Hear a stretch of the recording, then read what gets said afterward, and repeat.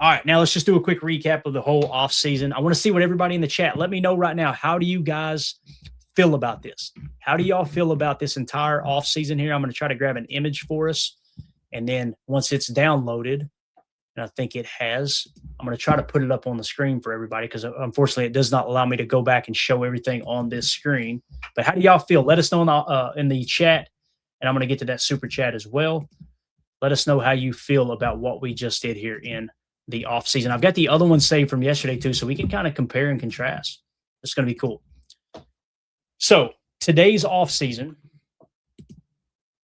you get it on the screen. Bang, it may be a little bit hard to read, but that's just kind of a quick recap of what we've done here. I'll go full screen so my old ass can actually see it, of course. Getting old, boys. Getting old. It's catching up.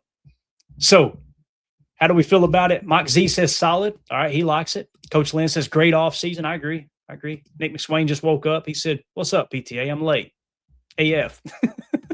Jen Wright, it would be a win. I agree. Right? Usually you do these things, you go, I really don't like that move. I wish I'd have done that different. The only thing that I could push back on here, that most people, I think, I don't know if most, but some would push back, is to maybe cut Rashan Gary outright. But I just love the depth we got there now. You know, you've done a restructure. You freed up some cap space to keep him on the roster. Obviously, you freed up some cap space with Josh Jacobs as well. You cut Aaron Banks and Elgton Jenkins, like cutting those two guys. The negative to this, let me just put it this way. The negative to this approach of kind of controlling the Packers offseason is you got younger at offensive line. We all agree with that, right? Like that's the negative to this stance. So if you go back to yesterday, we signed Tyler Linderbaum and Trayvon Diggs. And then we got younger at we got younger at defensive tackle. We didn't do anything to the defensive tackle, right? We didn't sign any free agents. And we got Skylar Gill-Howard with a 5th-round pick. So you can't expect the defensive front to get better approaching it that way. So the negative to yesterday was your defensive line. You kind of neglected your defensive line, but you did bolster your offensive line and you got some cornerback help, right? That's kind of what you did there. But again, the negative is you neglected interior defensive line. Today, we prioritize defensive line. You go get Logan Hall, you get David Onyemata, right? But what's the negative to that? You got younger at offensive line. So you cut Aaron Banks, you cut Elgton Jenkins to free up the money to go get Logan Hall and David Onyemata. And then you got a rookie center starting, and you got a rookie guard in Bo Stevens who's going to be competing with Sean Ryan and Anthony Belton for two spots on the offensive line. Those three guys compete. So that's the negative, right? It's a perfect example of you can't get everything you want in the offseason. You got to pick and choose.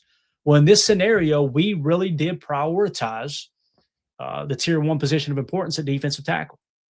So it is what it is, right? It is what it is. Greg Taylor says bring a vet at center and a veteran at defensive tackle. If we just got one defensive tackle here and we got Tyler Linderbaum, we can make that happen with the cap, Greg. But I don't think you can get Trayvon Diggs, Quay Walker, and Sean Ryan back. I'm not saying I'm opposed to it. I think it's a great idea. If we went Tyler Linderbaum and we went with either Logan Hall or David Onyemata, let's say David Onyemata, I don't hate that. I think that's a great plan, Greg. I do. I could see the value there for sure. Let's see here. Anybody else in the chat? I think we're good, right? Here we go. Soder says cornerback's still going to be a problem. Let's think about it. Trayvon Diggs, now Bobby Babich is going to be his coach, right? Can Trayvon Diggs, I'm not expecting him to return to all-pro form, but can he get somewhere in between where he was and all-pro?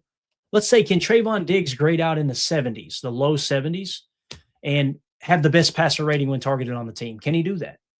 If he can, I think you get better there. You know, I think you do get better at the cornerback position. Also, Chandler Rivers as a 3rd-round pick. What if he is the equivalent to a Tucker Kraft 3rd-round pick, right?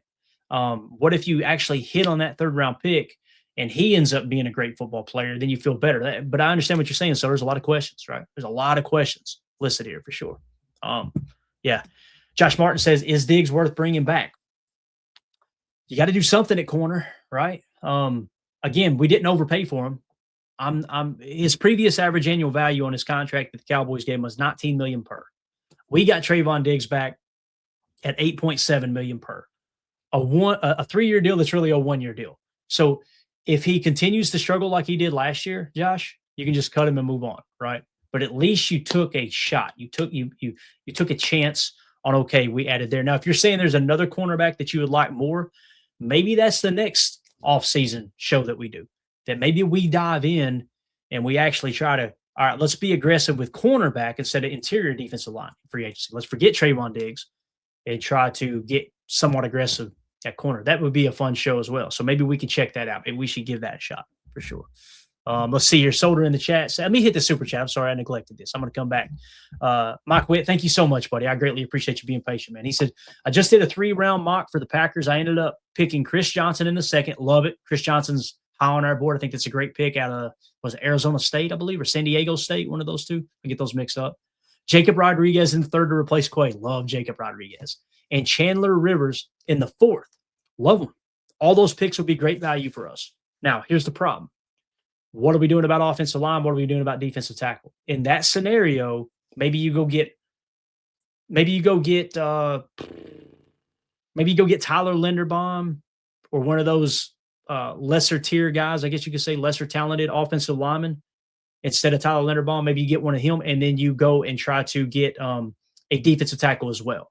So in this scenario, to make that work, instead of bringing Quay back, you would save $8 million per on Quay because he's just going to go to free agency, right? Under this same situation here.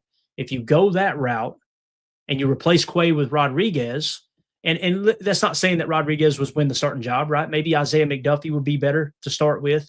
Maybe Tyron Hopper takes a huge jump, but essentially you're replacing Quay with Rodriguez. And you guys know, I don't think Quay played great last year. I don't even think he played good. I think he was above average. That's kind of where I'm at, above average to good for Quay's play.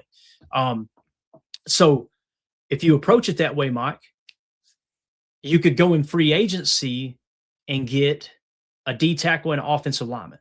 That's how you would approach that. So love the picks. The picks are great value where you got them at for sure, man, according to our board. I know that because we've drafted those guys multiple times, right? So appreciate the super chat, man.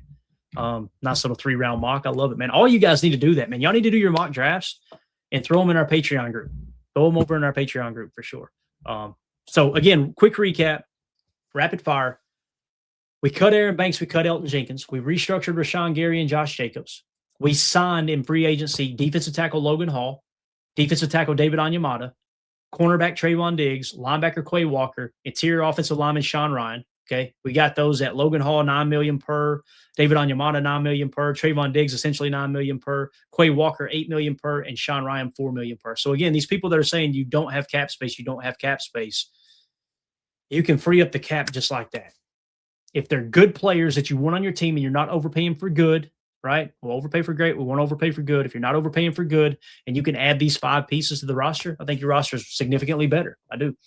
Draft class, we went 2nd round, Jake Slaughter, center out of Florida. 3rd round, Chandler Rivers, cornerback out of Duke. 4th round, we went guard Bo Stevens out of Iowa. Red Murdoch, linebacker out of Buffalo with our 5th round pick. Tanner Kazoil, tight end, more of an F-type tight end, a guy that's going to flex out, play slot bully, things like that. He's out of Houston. We got him in the 6th round. We got a cornerback, Jermaine Matthews Jr. in the 7th round. Emil Wagner in the 7th round, offensive tackle out of Notre Dame. And then you went offensive tackle Carver Willis out of Washington with our 7th round pick. And we did very little research on Carver. We did no research on Carver Willis. That may be a horrible pick. We were just trying to get through the show, obviously. So we just nabbed him because obviously the website said he was the best available, not necessarily our board, if that makes sense. Thomas with the super chat. Thank you so much, Thomas. He said, awesome content again, Clayton, and the best fan base in here. Yeah, thank you so much, Thomas. Thank you for the kind words. Thank you for the dono. Our fans are what make this show, man. People in the chat having these conversations. You notice we troubleshot this along the way, right? That's what makes it so fun. And hopefully on the podcast, you guys, we explain things enough for you. The podcast is kind of the heart and soul of what we do here. The YouTube channel came along later. We greatly appreciate everybody listening over at Packernet. Also, everybody that's tuning into our Overflow channel. If you're wondering why we got less content going out right now, we don't have less content going out. We just got we didn't want to continue to flood Packernet with all the extra content, so you can find it in our Overflow channel. Just search Packer Fan Total Access. Again, one word, Packer Fan Total Access. And that will that's where you can find our podcast. Make sure you subscribe and all that good stuff on wherever you get your podcasts. We're on iTunes. We're on Spotify. We're on Podcast Republic. We're on everything. So last I checked, with our broadcasting company. They're like, yeah, we've got you up and running on all the major platforms. So you should be able to find it again. Packer Fan Total Access, wherever you get your podcast. So yeah, appreciate you, Thomas. But again, man, everybody in the chat just kind of troubleshooting this is what makes it so great. And hopefully everybody on the podcast, like I said, understands what we did here today. So thank you for that, Superman. All right. With that being said, that's your wrap up, guys. Let us know in the comments when you watch this back later.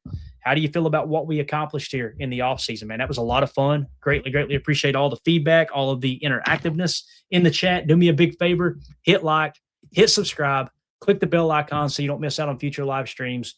Also, the best way to support what we do here at PTA is join our Patreon group, patreon.com/PackerFan Total Access. $3 get you access to everything over on our site. And you get access to the chat. You get access to our draft board as we're updating it in real time. I'm going to have Emilio update the link again here real soon.